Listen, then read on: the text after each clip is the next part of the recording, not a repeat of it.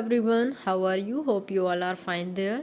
Students, here we are going to start our new chapter, chapter number 10, Reaching the Age of Adolescence. In the previous chapter, we have studied about the reproduction, how reproduction takes place in animals, in birds, etc. Types of reproduction we have also studied in previous chapter, that is there are two modes which are sexual and asexual. So I have explained you about the difference between these two terms. Later we have discussed about fertilization, external fertilization and internal fertilization. Internal fertilization and external. Internal में आपको examples याद होंगे जैसे कि animals, humans etcetera, right. And external में आपने पढ़ा था frogs, fish etcetera. Okay, so now we are going to start the very new chapter, that is reaching the age of adolescence. Before studying this chapter, we have to know the functioning of hormones. So firstly, we will study about the endocrine system. You know that processes like breathing and body, हमारे body में जितने भी breathing या जो भी functioning हमेशा चलते रहते हैं वो सभी कौन कंट्रोल करता है? Endocrine system. और सारे बहुत से प्रोसेसेस होते हैं जो और भी स्लोअर होते हैं, जैसे कि हमारी ग्रोथ, यानी कि हमारे बॉडी में डेवलपमेंट, उसके हाइट, शेप, सब कुछ में चेंजेस आना.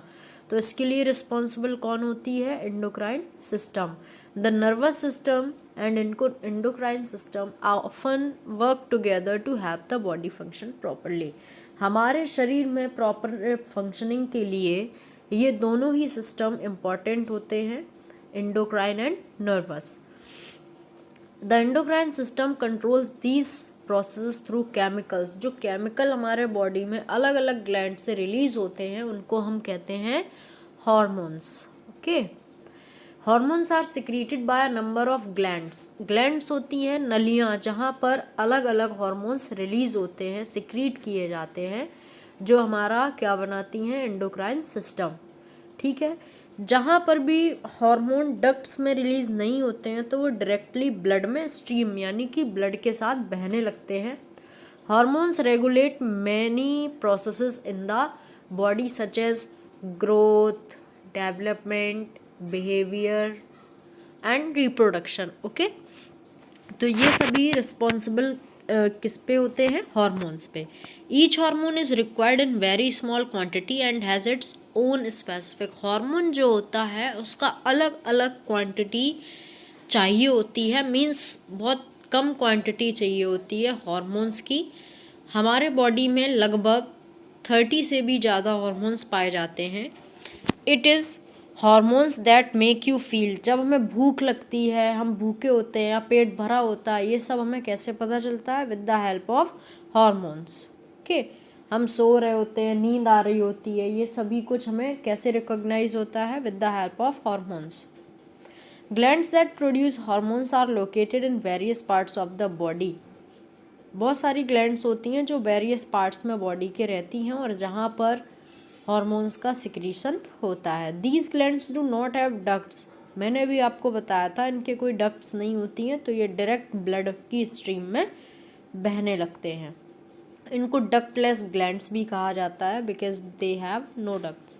Hormones generally do not act at the place where they are produced in the body. जहाँ पर ये हॉर्मोन्स प्रोड्यूस होते हैं ये वहाँ पर एक्शन नहीं लेते हैं, ठीक है ना. They are taken by blood to a particular body part called the target. Okay, तो ये अलग अलग बॉडी पार्ट से अलग अलग जगहों पर लिए जाते हैं हमारे बॉडी के ही अंदर, जिसको हम कहते हैं target site. What do we call it? Target site. Okay, So in figure number 10.1 you can observe the endocrine system in human beings. आप ऑब्जर्व कर सकते हैं कि एंडोक्राइन सिस्टम किन किन चीज़ों को फंक्शनिंग में हेल्प करता है. First one is pituitary gland. This one you can see. Okay, and now thyroid and parathyroid glands, pancreas, adrenal gland. Later here is ovary in females and testes in males. Okay, where they act, some of the glands and hormones they produce are mentioned below. कुछ अभी आगे हम पढ़ेंगे जो hormones होते हैं वो different होते हैं और उनकी क्या क्या फंक्शनिंग होती हैं. So these we will learn in next video. Till then keep revising and I will send you the writing material of same chapter which you have to copy in your fair notebook.